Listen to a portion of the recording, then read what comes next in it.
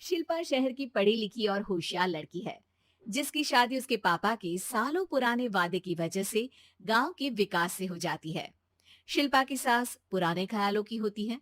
अरे शहर की हो, इसका मतलब ये नहीं कि जो मन आए करोगी। घर के कुछ नियम है जो तुम्हें भी मानने पड़ेंगे। हाँ। मम्मी, मुझे रीति रिवाज से कोई दिक्कत नहीं है, पर ऐसे नियम जिनका कोई मतलब ना बने, वो तो गलत है।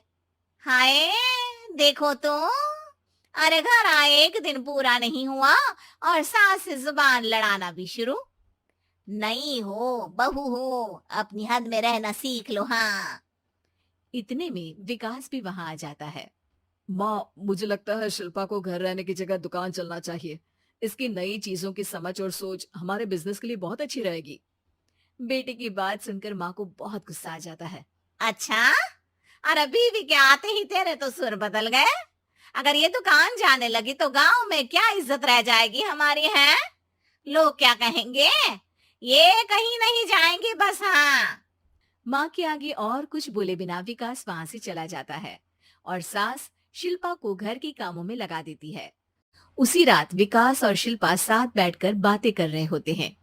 मम्मी ऐसा क्यों सोचती हैं कि औरतें कुछ नहीं कर सकती, और उन्हें लोगों की इतनी चिंता क्यों है? पापा की डेथ के बाद माँ ने दुकान संभालने की कोशिश की थी, पर लोगों ने उल्टी सीधी बातें सुनाकर उनका आत्मविश्वास इतना गिरा दिया कि वो कुछ कर ही नहीं पाई और सोचने लगी कि शायद औरतें ये सब कर ही नहीं सकती, इसलिए उनसे भी नहीं हुआ। लोगों की यही तो दिक्कत है, उन्हें अपने से ज्यादा दूसरे की जिंदगी में स्वाद आता है। वैसे लोग जिनसे डरते हैं ना, उन्हें ही तोड़ने की कोशिश करते हैं। आप फिक्र मत करो, मम्मी की सोच बदलने का तरीका है मेरे पास। और अगले ही दिन से शिल्पा अपनी सास की सोच बदलने और लोग क्या कहेंगे के डर को खत्म करने की जद्दोजहद में जुट जाती है। मम्मी, आपको पता है, गीता बबीता, अरे जिनके ऊपर दंगल फिल्म भी बनी है, मैं फिल्म बिल में नहीं देखती। हाँ।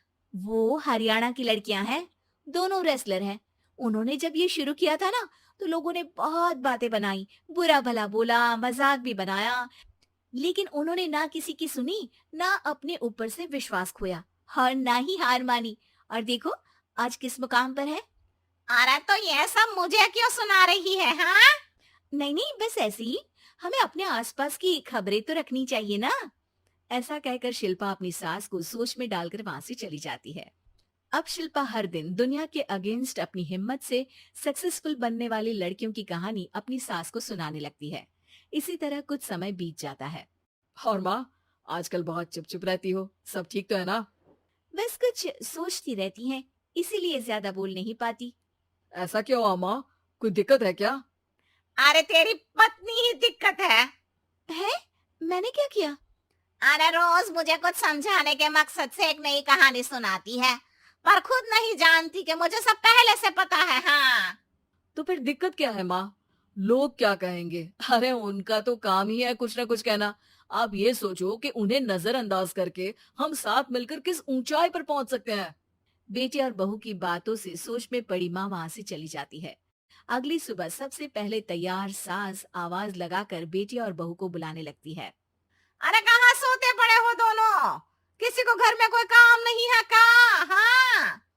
सास की आवाज सुन शिल्पा भागती हुई कमरे से बाहर निकल आती है, जिसके पीछे विकास भी बाहर आ जाता है।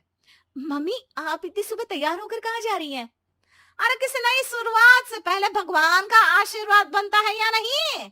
मैं सीधा दुकान जाऊंगी, तुम काम निपटा कर आ जाना है। सास की बात सुन शिल्पा और विकास खुशी से फूले नहीं समाते। ये हुई ना मेरी माँ वाली बात। पूरा परिवार मिलकर दुकान पर काम करने लगता है, जिसमें विकास और उसकी माँ दुकान संभालते हैं, तो शिल्पा काम को ऑनलाइन डाल शहर और इंटरनेट का काम संभालने लगती है, जिसे देख गांव में लोगों के बीच गॉसिप शुरू होते देर नहीं लगती। और अब क्या विकास भाई, अकेले काम संभल नहीं रहा था तो नौकर रख लेते।